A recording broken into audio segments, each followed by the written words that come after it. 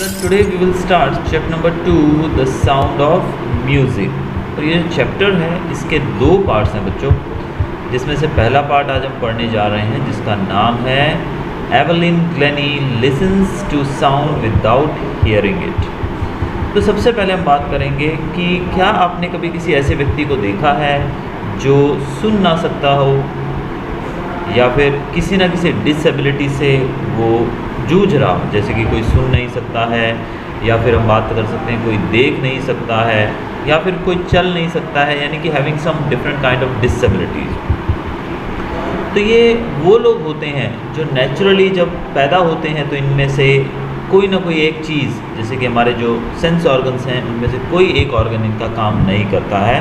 That is naturally, इसमें इनका कोई दोष नहीं होता है। ये जब पैदा होते हैं उसी समय इनके साथ ऐसी जो घटना है, मतलब ये नेचुरली ऐसी डिसेबिलिटीज़ होती हैं। तो आप समझ सकते हैं कि बिना सुने आप जीवन कैसे व्यतीत करोगे या बिना देखे आप जीवन कैसे जियोगे। अगर आपकी पैर ना हो तो आप बिना चले कैसे जीवन को जियोगे। तो it's very hard, very difficult. लेकिन याद रखिएगा कि जब ऐसे कोई व्यक्ति जन्म लेते हैं जिनके पास कोई ना कोई इस तरह की एक डिसेबिलिटी होती है, तो कुदरत, हमारे जो गॉड हैं, वो उनको कुछ ऐसी पावर भी देते हैं, जो एक्स्ट्राऑर्डिनरी पावर देते हैं, जो उनको दूसरे लोगों से अलग करती है। तो यहाँ पर एवलिन नामक एक बच्ची की कहानी हमारे सामने पेश की गई है जो कि सुन नहीं सकती थी, लेकिन फिर भी वो म्यूज़िक को फील कर सकती थी। और जो फीलिंग थी वो कोई हमारे और आपकी तरह नहीं, जैसे कि हम फील कैसे करते हैं, हम किसी भी चीज़ को सिर्फ बाहर से फील करते हैं। जब हम म्यूज़िक सुनते हैं तो सिर्फ वो कानों के द्वारा हम सुनते हैं, वी डोंट एन्जॉय इट और we don't know what it means.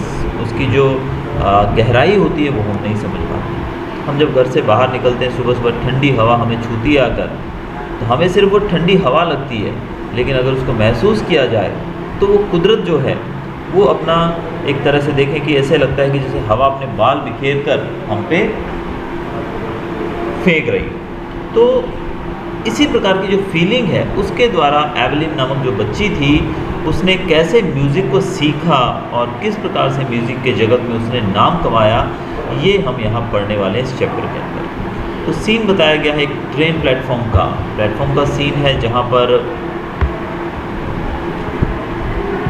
Crowd, बहुत ज़्यादा भीड़ है, लोग आगे पीछे दौड़ रहे हैं। तभी एक लड़की जो कि लगभग 17 साल के करीब है, 17 साल की भी नहीं हम कह सकते हैं, वो काफ़ी नर्वस थी, काफ़ी एक्साइटेड थी क्योंकि वो ट्रेन में बैठने जा रही थी। और तभी उसे वाइब्रेशंस फील हुए ट्रेन के उसकी तरफ आने के। देखिए, जब आप रेलवे स्टेशन पे खड़े होते हैं, इमेजिन करिए ट्रेन आने वाली होती है, तो ट्रेन आने से पहले कैसे हम लोग उत्सुक, काफ़ी नर्वस हो जाते हैं कि ट्रेन पता नहीं कितनी देर रुकेगी। हाँ, अगर काफ़ी देर रुकने वाली हो तो बात अलग है, लेकिन हमें क्या फील होता है कि कितनी देर रुकेगी ट्रेन। अगर कम समय रुकने वाली हो तो हम और ज़्यादा नर्वस हो जाते हैं कि पता नहीं हम इतनी देर में इस ट्रेन को पकड़ पाएंगे कि नहीं पकड़ पाएंगे, एक्सेट्रा। तो ये फर्स्ट डे था उसका। वो बच्ची कहाँ जा रही थी? She was going to Royal Academy of Music in London. वो लंदन की रॉयल एकेडमी जो है म्यूज़िक की, वहाँ जा रही थी। और वो एक फ्रेश लड़की थी, यानी कि बिल्कुल उसको भी म्यूज़िक के बारे में कुछ पता नहीं था और वो काफ़ी घबराई हुई थी।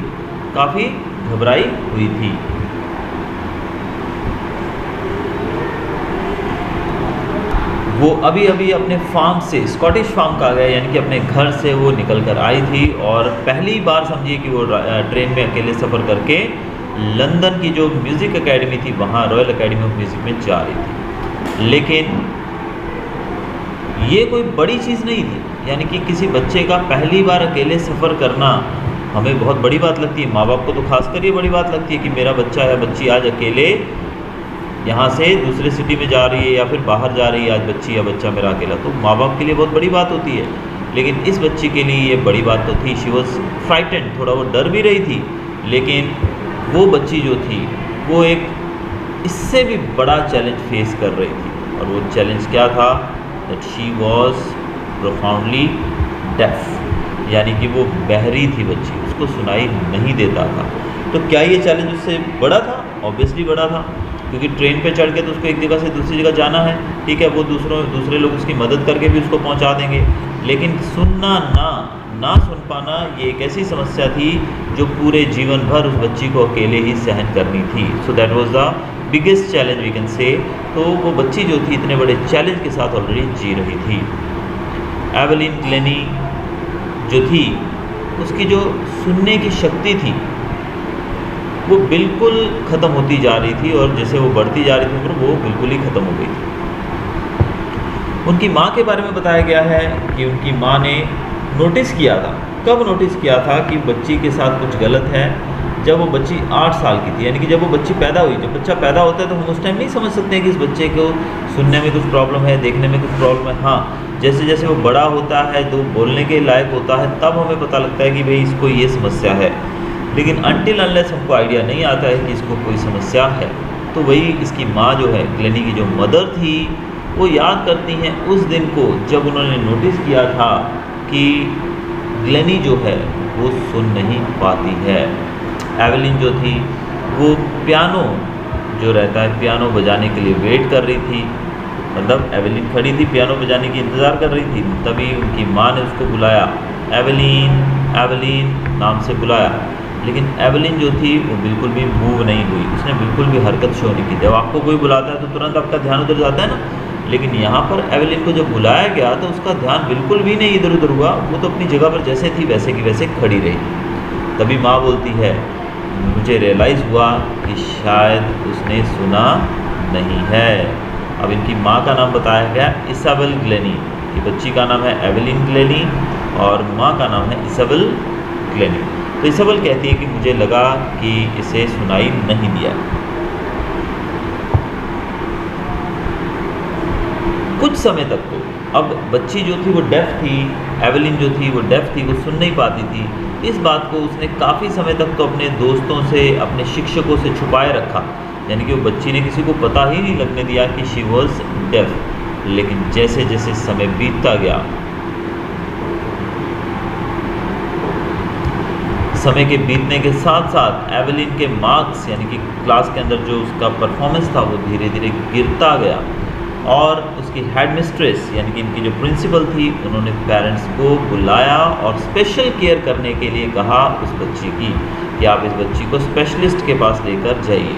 अब देखिए, क्लास के अंदर जब टीचर एक्सप्लेन करता है तो आप जब तक उस चीज़ को सुनोगे नहीं, तब आप कैसे तब तक आप परफॉर्म कर पाओगे? आपको पता ही नहीं लगेगा कि टीचर ने एक्सप्लेन क्या किया है। तो it's very difficult for any child to means understand and get score good marks in the examination. तो यहाँ पर वो बच्ची के साथ वैसा ही हुआ। कुछ समय तक तो चलता रहा, लेकिन जब आगे आ रहे क्लासेस के अंदर तकलीफ बढ़ने लगी, जब चैप्टर्स डिफ़िकल्ट होने लगे, स्टडी डिफ़िकल्ट होने लगी, तो पढ़ाई के डिफ़िकल्ट होने के साथ साथ बच्ची का परफॉर्मेंस गिरने लगा। और प्रिंसिपल ने इनको बुलाया, इनके पेरेंट्स को, और स्पेशलिस्ट से मिलने की सलाह दी। तब जब ये पेरेंट्स उस बच्ची को लेके किसी स्पेशलिस्ट डॉक्टर के पास गए, तब इनको पता लगा कि ये बच्ची जो है ये बहुत ज़्यादा, मतलब इसकी जो सुनने की शक्ति है वो बिल्कुल भी नहीं है, और इसका जो नर्व सिस्टम रहता है, नर्व्स जो रहती है सुनने वाली जो, वो सब डैमेज हो चुकी है। तो इनको एडवाइस दिया गया डॉक्टर के द्वारा, जो स्पेशलिस्ट थे, कि इस बच्ची को हियरिंग एड्स यानी कि कानों में जो मशीन लगाई जाती है वो मशीन लगाई जाए, और फिर इस बच्ची को स्कूल भेजा जाए। लेकिन कौन सा school? School for the deaf, यानी कि नॉर्मल स्कूल में नहीं भेजा जाए, तो बहरों के स्कूल में भेजा जाए। तभी एवेलिन बताती हैं कि जब उन्होंने ये बात सुनी तो एवरीथिंग सडनली लुक्ड ब्लैक, कि उनके लिए सब कुछ एकदम काला हो गया, धुंधला हो गया। आप समझ सकते हैं कि एक बच्ची जो 8-9 साल 7 साल एक अच्छे स्कूल के अंदर, एक नॉर्मल स्कूल के अंदर पढ़ रही है, और सडनली उसको पता लगे कि वो बहरी है, इस कारण से उसे डेफ स्कूल में जाना पड़ेगा, जहाँ पर कोई भी व्यक्ति एक दूसरे की बात नहीं सुन सकता।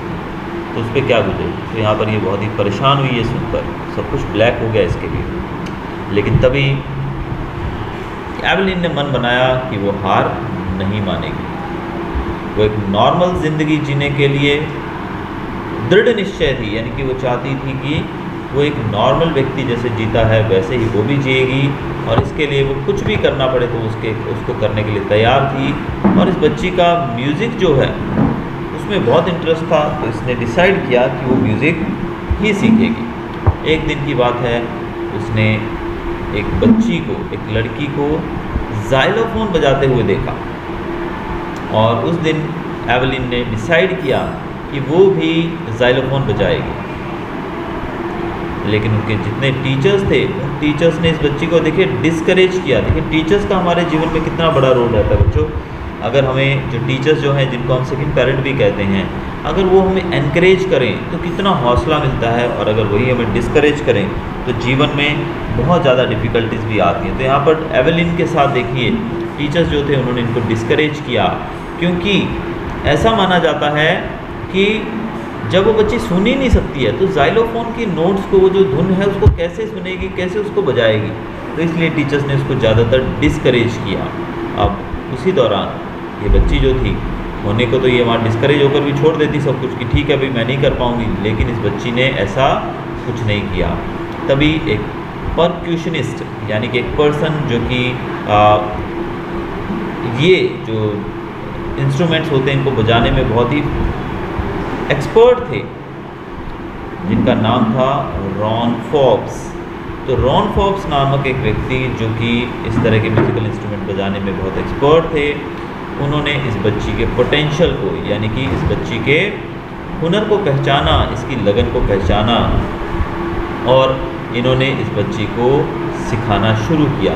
तो इन्होंने 2 बड़े ड्रम्स के द्वारा अलग अलग नोट्स पे उसको बजाकर बच्ची को वो चीज़ें सिखाने की कोशिश की, यानी कि दोनों ड्रम्स को बजाया जाए, यानी कि लाउडली और स्लोली करके इसको सिखाने की कोशिश की।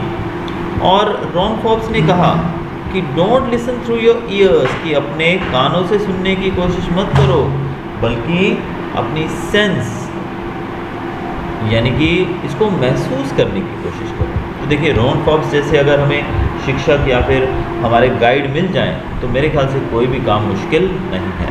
तो रॉन फॉब्स ने इस बच्ची के अंदर के पोटेंशियल को, क्षमता को पहचाना और बच्ची से कहा कि तुम कानों से सुनने की बजाय इसको फील करना शुरू करो। एवलिन ने बताया सडनली क्या होने लगा, ये बच्ची जो थी ये ड्रम को फील करने लगी, यानी कि ड्रम की जो नोट्स थी, ड्रम बजाया जाता था उसको फील करने लगी। यानी कैसे फील करने के लिए लगी, देखिए हायर ड्रम, यानी कि जो हायर ड्रम यानी कि जो तेज़ बजाया जाता था, हाई लेवल पे बजाया जाता था, उसको ये अपर पार्ट अपनी कमर के ऊपर के कार्ड में महसूस करती थी, और जो लोअर ड्रम होता था जो कि धीमा बजाने वाला बोल सकते हैं, उसको वो वेस्ट के नीचे के पार्ट में महसूस करने लगी। देखिए महसूस करना, ये सब हमारी जो बॉडी है, God has given us everything. अब बात सिर्फ इतनी है कि हम उसका उपयोग कैसे करते हैं। तो इस बच्ची के अंदर क्षमता थी, ऑल्दो भगवान ने उसको सुनने की क्षमता नहीं दी थी, सुनने की शक्ति उससे छीन ली थी, लेकिन उस बच्ची के साथ एक एक्स्ट्रा उसके अंदर एक क्वालिटी थी, वो एक 7th सेंस जैसे हम कहते हैं। तो इस बच्ची के अंदर क्वालिटी ये थी कि किसी भी चीज़ को फील कर सकती थी। तो इस बच्ची ने हायर ड्रम को वेस्ट कमर के ऊपर के हिस्से में फील करना शुरू किया, और लोअर ड्रम को वेस्ट के नीचे के हिस्से में इन्होंने फील करना शुरू किया। और इनके जो शिक्षक थे रॉन फॉब्स, उन्होंने इसी चीज़ को रिपीट किया बार बार बार बार बार बार, और जल्द ही इन्होंने पाया कि ग्लेनी जो है वो कुछ नोट्स को अलग अलग पार्ट्स जो बॉडी के हैं वहाँ पे सेंस कर सकती है। यानी कि अब आपको पता है म्यूज़िक, हम लोग इस चीज़ के बारे में ज़्यादा नहीं जानते, लेकिन जो म्यूजिशियंस होते हैं आपको पता है इनको नोट्स कहा जाता है। यानी कि ये काफ़ी जैसे हम लोग जब म्यूज़िक सीखने जाते हैं तो सबसे पहले सा रे गा मा पा धा नी सा ये सिखाया जाता है। तो वैसे जो नोट्स हैं उनको ये अलग अलग पार्ट्स के द्वारा महसूस करने लगे। और आगे बताया गया है I had learn to open my mind and body to sounds and vibrations. तो ग्लेनी जो है वो सीख गई। इन्होंने क्या सीखा, इन्होंने सीखा अपना दिमाग और अपनी बॉडी जो है उसको साउंड्स और वाइब्रेशंस को कैसे वो फील करे, वो सीख गई। अपनी बॉडी के द्वारा साउंड्स को, आवाज़ों को और वाइब्रेशंस को फील करना ये इनको आ गया। The rest was shear determination and hard work. और बाकी जो बचा, यानी कि इन्होंने अपनी बॉडी के द्वारा फील करना शुरू कर दिया साउंड को भी और वाइब्रेशंस को भी, और बाकी जो बचा था वो थी इनकी कड़ी मेहनत और लगन, यानी कि हार्ड वर्क और डिटर्मिनेशन से ये आगे बढ़ती चली। इसके बाद इन्होंने फिर कभी पीछे मुड़कर नहीं देगा, और म्यूज़िक इतना ज़्यादा इन्होंने सीखा, इतने अच्छे उसमें परिपक्व हो गई, इतनी ज़्यादा एक्सपर्ट बन गई कि ये पूरे इंग्लैंड के अंदर ही नहीं पूरे विश्व में भी फेमस हो गई। और इन्होंने टूर किया यूनाइटेड किंगडम का, यानी यूनाइटेड किंगडम मतलब इंग्लैंड की बात कर रहे हैं हम। इनका जो यूथ ऑर्केस्ट्रा था, यानी कि यंग बच्चों का जो ऑर्केस्ट्रा था, ऑर्केस्ट्रा तो आप जानते ही हैं जो म्यूजिशियंस का ग्रुप होता है वो, तो इनका जो म्यूजिशियंस का ग्रुप था उसके साथ इन्होंने पूरे यूके का टूर किया। और जब वो 16 साल की थी, यानी कि उनकी उम्र जब 16 साल की हुई, तब इन्होंने डिसाइड किया कि ये म्यूज़िक को अपना जीवन बना लेंगे। 16 साल की उम्र कोई ज़्यादा नहीं होती, लेकिन 16 साल की उम्र में इस बच्ची ने डिसाइड कर लिया अपना करियर बनाने का म्यूज़िक में। और उन्होंने ऑडिशन दिया, यानी कि परफॉर्म करना। आपने देखा ना ऑडिशन देना क्या होता है, आप देखते हो जैसे हमारे टेलीविज़न चैनल पे बहुत सारे आते थे प्रोग्राम्स, उसमें ऑडिशन दिया जाता है। ऑडिशन आपको पता ही क्या है कि वहाँ पर आप जब जाते हैं तो ऑडिशन देते हैं, तो उसमें आप सिलेक्ट हो जाते हैं तो आप आगे जाते हैं। तो इन्होंने ऑडिशन दिया रॉयल एकेडमी ऑफ म्यूज़िक के लिए and scored one of the highest mark in the history. और इसके अंदर इनको जो मार्क्स मिले वो हाईएस्ट मार्क्स थे, सबसे ज़्यादा मार्क्स हिस्ट्री में किसी को नहीं मिले थे, इतने मार्क्स इस बच्ची को मिले। और इन्होंने फिर अपना जो ऑर्केस्ट्रल वर्क जो था, यानी कि पहले ऑर्केस्ट्रा के साथ परफॉर्म करती थी, उससे फिर ये सोलो अकेले परफॉर्म करना इन्होंने शुरू किया। और लगभग 3 साल का इन्होंने कोर्स किया था। और उसके बाद 3 साल के कोर्स के अंदर ही इन्होंने काफ़ी सारे बड़े बड़े उच्च अवार्ड्स, जो भी सम्मान रहते हैं, वो इनको मिले। And for all this Evelyn won't accept any hint of heroic achievement. If you work hard and know where you are going, you will get there. And she got right to the top, the world's most sought after multi-percussionist with a mastery of some 1000 instruments and hectic international schedule. अब ये बच्ची कहती है कि ये जो मेरा काम है ये कोई बहुत ज़्यादा हीरोइक अचीवमेंट नहीं है, यानी कि ये बहुत मैंने बड़ा काम नहीं किया है। अगर आप किसी दिशा में काम करते हो, अगर आप लगन से मेहनत से काम करते हो, आपको पता है कि आपको कहाँ जाना है, तो वहाँ पर आप पहुँच जाओगे। तो ये बहुत ही अच्छी बात इन्होंने लिखी है अपने जीवन से कि अगर हमें पता हो कि हमारा अचीवमेंट क्या है, हमें क्या पाना है, और उस दिशा में हम चल पड़ें, तो फिर हमको कोई नहीं रोक सकता है। और इसी प्रकार से ये बच्ची भी अपने लक्ष्य को लेकर आगे बढ़ती रही और जल्द ही पूरे विश्व में ये टॉप पोजीशन पर पहुंच गई। और ये सबसे ज़्यादा चाहने वाली, यानी कि सबसे ज़्यादा लोग इनको पसंद करते थे, क्योंकि एक मल्टी परक्यूशनिस्ट थी, यानी कि ऐसी एक म्यूजिशियन थी जिनको बहुत सारे जो इंस्ट्रूमेंट्स थे वो बजाने आते थे, यानी कि थाउजेंड्स, यानी कि सैकड़ों हज़ारों की संख्या में इंस्ट्रूमेंट्स इनको बजाने आते थे। और पूरे वर्ल्ड में इनकी इतनी डिमांड थी कि इनका इंटरनेशनल शेड्यूल जो था वो बहुत ही हैक्टिक था, यानी कि कभी कहाँ देश के कभी किसी कोने में, कभी किसी कोने में इनको प्रोग्राम के लिए बुलाया जाता था। आगे वो बताती हैं कि एवलिन को बिना सुने, यानी कि इनको सुनाई नहीं देता था, लेकिन फिर भी बिना किसी एफर्ट के, यानी कि बड़े ही स्मूथ ढंग से, बड़े ऐसा लगता है ना जैसे किसी के बाएं हाथ का खेल होता है, बहुत ही आसानी। अब जैसे 10th के बच्चों को हम एडिशन के सम दे दें तो कैसे बाएं हाथ से बस बिना कुछ कैलकुलेशन किए तुरंत आपको, आप बोलते जाओगे 8 + 8 9 + 9 20 वो मिनटों में आपको जवाब देता जाएगा। तो ये जो था इनका जो म्यूज़िक बजाने का जो फंक्शंस के अंदर जब ये बजाती थी तो ऐसा फील होता था कि बिना किसी एफर्ट के ये ऐसा कर पा रही, यानी कि काफ़ी स्मूथली ये करती थी। और इनकी 2 घंटे की डिस्कशन हुई। In our 2 hours discussion she never missed a word, man with bushy beards give me trouble she laugh. और इनकी 2 घंटे तक बातचीत हुई, जो भी इंटरव्यू लिया गया बच्ची का, तो इन्होंने बताया एक हंसते हुए कि मैन विद बुशी बियर्ड, यानी कि जिनकी दाढ़ी लंबी होती है वो लोग मुझे ट्रबल देते हैं, ऐसा कहते हुए हंसने लगी, यानी कि it was just a joke. It is not just watching the lips, it is the whole face. अब बुशी बियर्ड के साथ इन्होंने क्यों बोला ऐसा कि जब व्यक्ति की दाढ़ी होगी, यानी कि कोई व्यक्ति है जिसकी दाढ़ी है, तो दाढ़ी वाले व्यक्ति के आप लिप्स नहीं देख पाओगे, ठीक है। जब आप लिप्स नहीं देख पाओगे तो आप उनके लिप्स रीड नहीं कर पाओगे, क्योंकि she was unable to hear, वो सुन नहीं पाती थी। तो ना सुनने की वजह से वो सामने वाले की बात को समझती कैसे थी, सिर्फ लिप्स के मूवमेंट से। और जब दाढ़ी होगी आदमी की काफ़ी लंबी दाढ़ी पूछोगी तो उसके जो लिप्स हैं वो प्रॉपर्ली रीड नहीं कर पाएंगे। इसलिए इन्होंने कहा कि मुझे दिक्कत होती है दाढ़ी वाले लोगों से बात करते हुए, क्योंकि लिप्स के साथ साथ मुझे पूरा फेस भी पढ़ना होता है, स्पेशली द आईज, ये आँखों को पढ़कर सामने वाले की बात को समझ लेती है। आगे कहा गया है कि वो बड़े ही फ्लॉलेसली, यानी कि बिना किसी मिस्टेक के, बिना किसी रुकावट के वो बात करती थी स्कॉटिश लिल्ट में। स्कॉटिश लिल्ट का मतलब स्कॉटिश भाषा में हम बोल सकते हैं, यानी कि उनका जो एसेंट था, बोलने का जो तरीका था, वो स्कॉटिश भाषा का उसमें झलक मिलती थी। आगे वो कहती हैं कि my speech is clear because I could hear till I was 11, she says, but that doesn't explain how she manage to learn French and master basic Japanese. बच्ची बोलती है कि मेरी स्पीच क्लियर है, बोलती बहुत साफ सुथरा, देखा ना यहाँ लिखा हुआ है कि फ्लॉलेसली, तो बहुत ही फ्लॉलेसली बिना किसी रुकावट के बोलती है।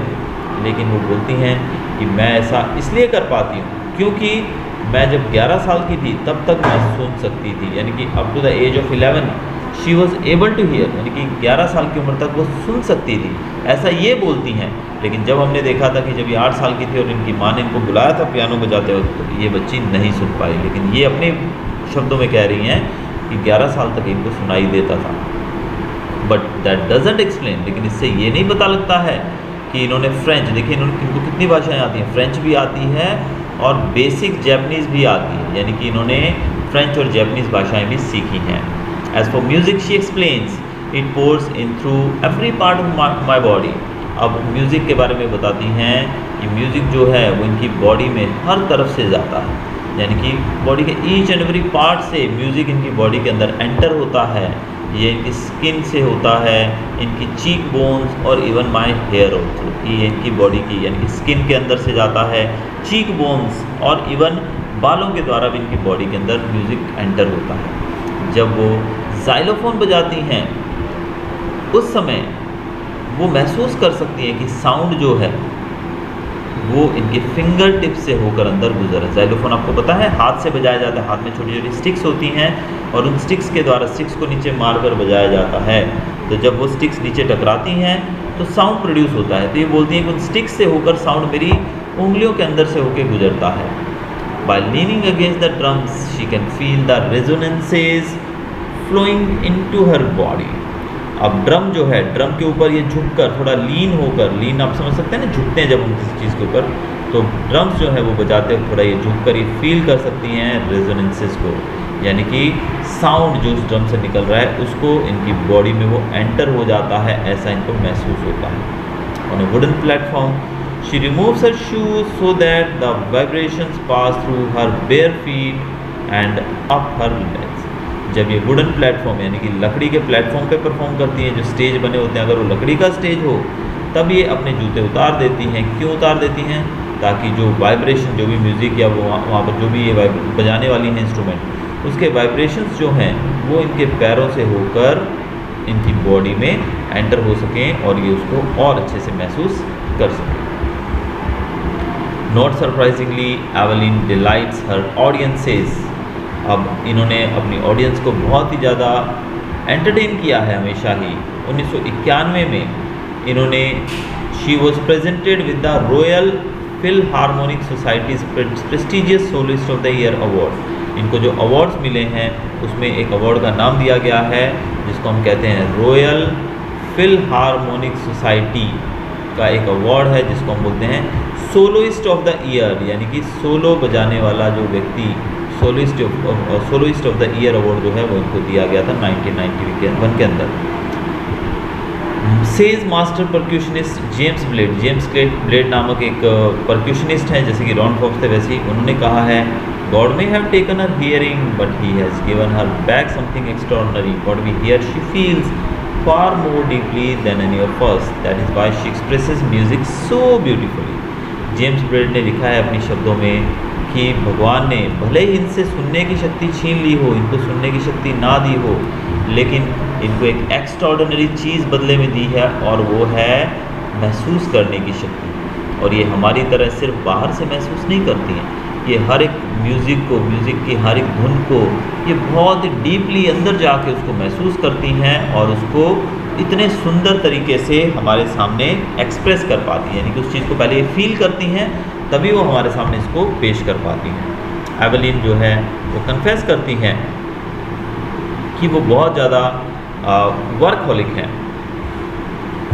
कि पूरा दिन वो काम करती रहती हैं, यानी कि वो काम करना बंद नहीं करती हैं, वो हमेशा काम करती रहती हैं। I've just got to work often harder than classical musicians but the rewards are enormous।